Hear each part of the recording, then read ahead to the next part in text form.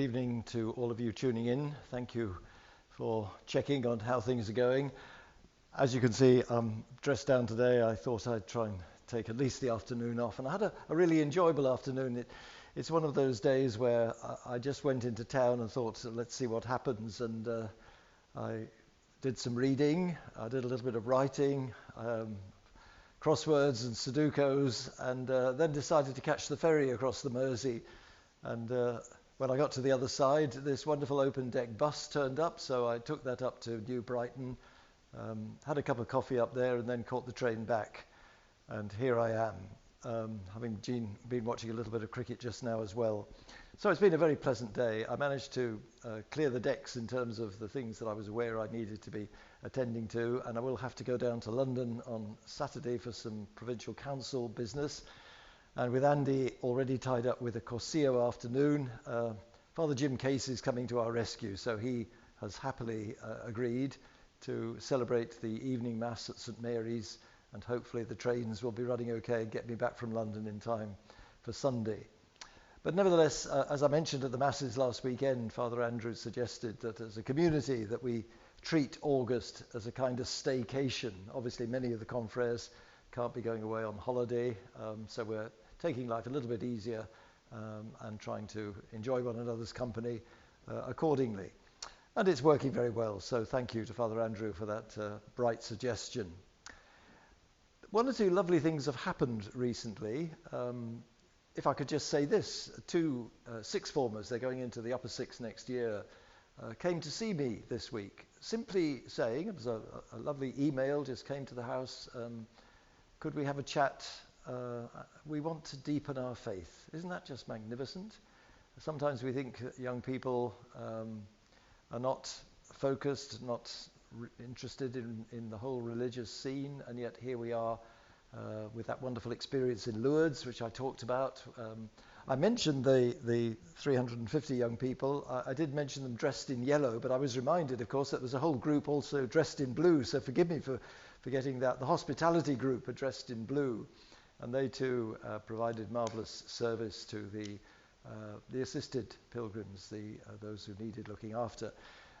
So there you've got this wonderful example, and indeed with these two young men that came to see me, I suggested that they think about Lourdes next year, and I think they're seriously considering that, wanting also to know how to read the scriptures. So we had a good hour together. I've made one or two suggestions and given them some reading material which hopefully will help them.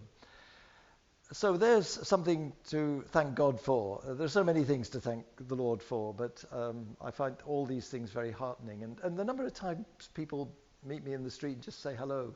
There was a lovely young lady this morning. I recognized her, but I couldn't put a name to her, but she just stopped me and wanted a little chat and asked me how I was, and she was just coming home from work. I don't know whether she's still at school and just working through the holiday, but anyway, these are precious moments, I always think, this interplay of our relationships where we care for one another, we even bother to stop and have a little chat in the street. So I thought I'd just share those things with you today, bright moments in what sometimes is a challenging and can be a very dark world for all of us with all the problems that we keep being reminded of. But let's also thank God tonight for the good things. As we do so, we gather the prayers of those who've asked our prayers. We do keep trying to put the names of those who asked for prayers in our diaries, and the community know that when they come to the oratory. We try to, in our minds and hearts, place all those intentions with the Lord, and of course begging the prayers of Our Blessed Lady. And perhaps another thing I could mention is how well the novena's going. Again, I'm very grateful to John Elcock and his little team who've relaunched the novena on a Wednesday night, and to see the side chapel pretty full there in front of Our Lady's shrine, a lovely gentle atmosphere, and please God, we can develop and grow on that. And of course, John has also now developed the website, so do go and have a look at the website relating to the shrine ministry. And also, he's done a beautiful poster, a double poster, which we have outside the church, reminding us of the novena, but also reminding everybody who passes that the church is open for prayer. And just one final thought linked with that. We had one of those little newspapers sent round about the local issues from one of the political parties, and it reminded us of some of the difficulties of parking outside Bishop Eton School, and it reminded everybody that the car park here at the church is available for mums and dads wanting to drop the children off to school. I would love to think that that would become more and more what happens, and perhaps that you'd come in time just to pop in for just a minute or so with the children to say a prayer, or possibly to light a candle, either on your way to school, on your way home. Just something to think about. Let's thank God for the good things anyway tonight, and let's pray that we will be able to, all of us, use this month of August to refresh and be ready for the return in the autumn.